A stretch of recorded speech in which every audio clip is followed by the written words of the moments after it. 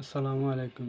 আজকে আমরা শিখব যে কিভাবে অনলাইনে যে একাদশ শ্রেণীতে যে ভর্তি হয় এই ভর্তিটা আবেদনটা কিভাবে করতে হয়। এটা কিন্তু খুব সহজ। আমরা অনেকেই যাই, দোকানে যাই, ভিড় করি।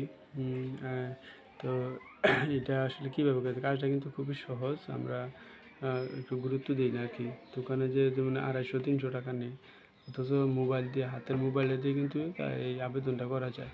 151 টাকা বা 80 পয়সা কাটে। তো আসলে একটু চেষ্টা করলে কিন্তু নিজেই এটা করা সম্ভব।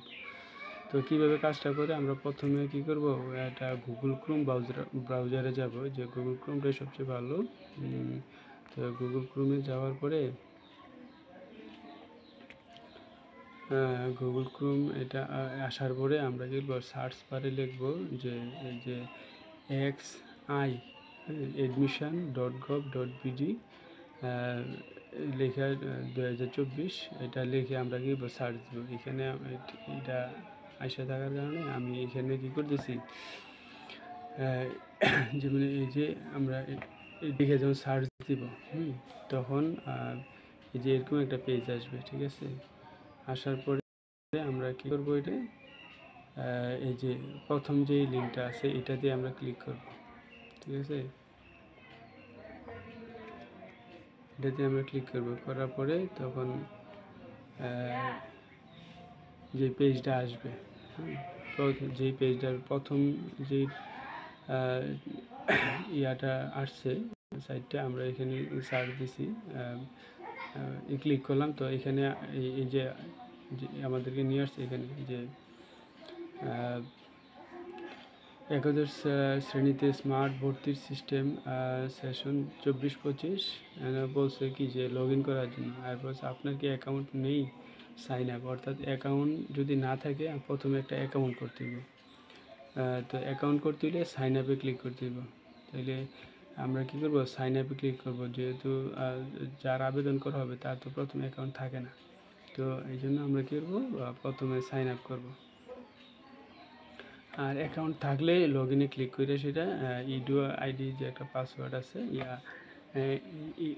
অর্থাৎ এখানে যখন অ্যাকাউন্টটা করা হবে, আমরা যে অ্যাকাউন্টটা কীভাবে করে, এই যে সাইন আপে ক্লিক করলাম, সাইন আপে ক্লিক করার পরে এখানে এই যে রোল নং, বোর্ডের রোল নংটা দিতে হবে। তারপর হচ্ছে কি এই যে বোর্ড, এখানে আমরা রোল নং দিব।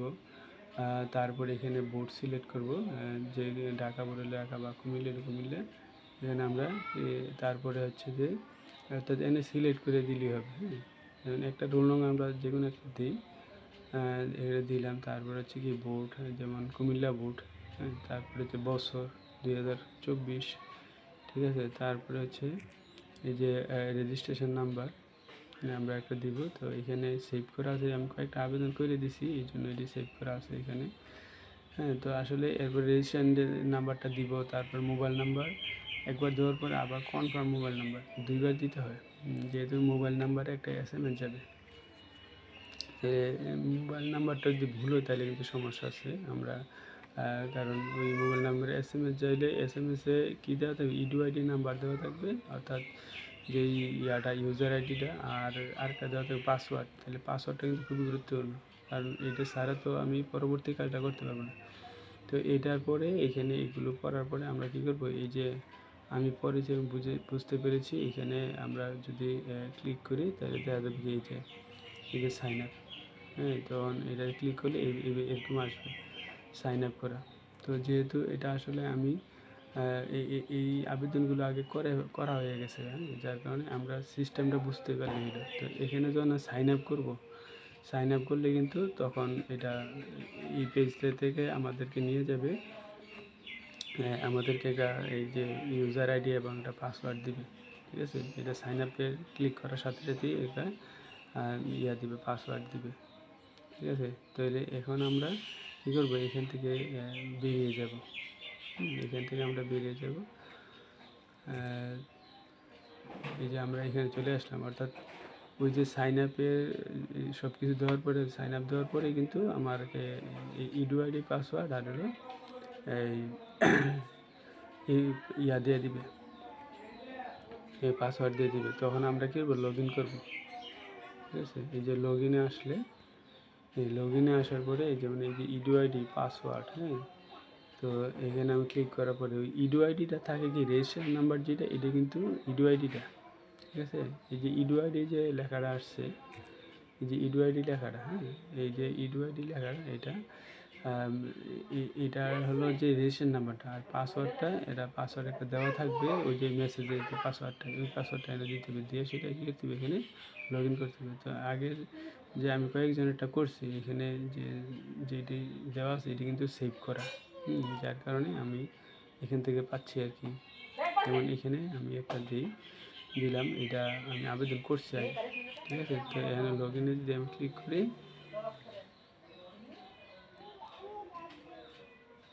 ক্লিক করলে যে এইখানে আমাকে নিয়ে আসলো, যেমন আনিকা তাবাসসুম, এই যে এর এটা আমি আবেদন করছি, ঠিক আছে।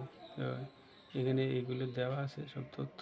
তারপরে এখন আমার প্রথম কাজ হচ্ছে কি, এই যে অ্যাকাউন্টটা করার পরে প্রথম কাজ হচ্ছে যে আমার আবেদন ফি জমা দিতে হবে, তারপরে আবেদন, তারপরে হচ্ছে কি আমি আবেদন অবস্থায় দেখতে পারবো। তাহলে আবেদন করতে গেলে এই যে 3 ডট আছে, এখানে 3 ডটে ক্লিক করলে এই যে এখানে আছে কি আবেদন, ঠিক আছে, আবেদন। তাহলে আবেদনে ক্লিক করতে দিলে এখানে এই যে আবেদন, আবেদনে ক্লিক করলে এখানে কি আছে আবেদন ফি জমা দিন। আবেদন ফি জমা দিন এখানে যখন আমরা ক্লিক করবো তখন এই যে আপনার পেমেন্ট সফলভাবে সম্পন্ন হয়েছে, অর্থাৎ আবেদন ফিটা জমা দিয়েছি। কাজটা একদমই সহজ, হ্যাঁ। আবেদন ফি জমা দেওয়ার পরে আবেদন ফি জমাতে এগিয়ে যান, মানে এখানে ক্লিক করতে হবে। আবেদন ফিটা এই যে কীভাবে জমা দেয়, হ্যাঁ, এটা জমা দেওয়ার একদমই সহজ। এখানে মানে ধাপে ধাপে সিস্টেমগুলো আসবে, যে বিকাশের মাধ্যমে যে কীভাবে দেওয়া যায়, এখানে ধাপগুলো দেখলেই বোঝা যাবে, এটা এত সহজ, ঠিক আছে। তারপরে হচ্ছে এটা গেল। এরপরে হচ্ছে যে আমরা যদি যেহেতু এটা আবেদন করে ফেলছি, ফিটা জমা দিয়ে দিচ্ছি, এই জন্য কিন্তু এই লেখাটা আসছে। তারপরে হচ্ছে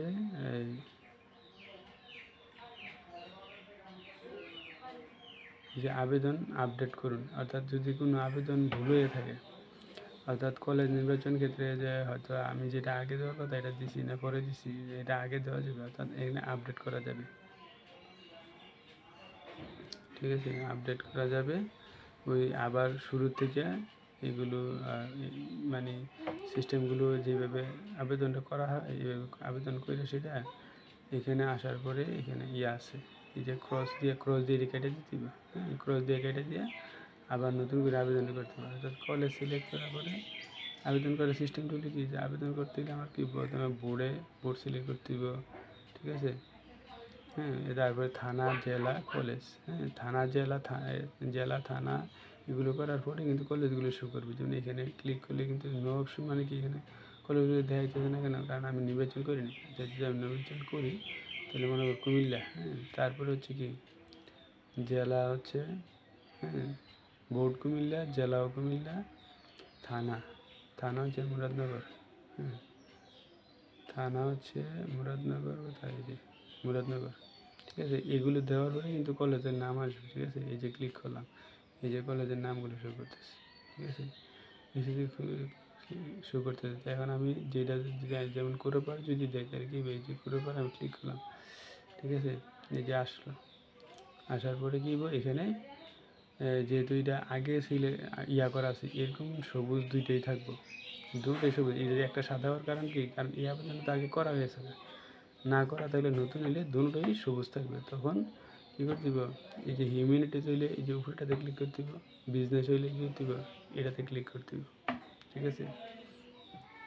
যেহেতু সে আর্টসের মানবিকের, এই জন্য এই হিউম্যানিটিস এবং ব্যবসা শিক্ষা আসছে আর কি, ঠিক আছে।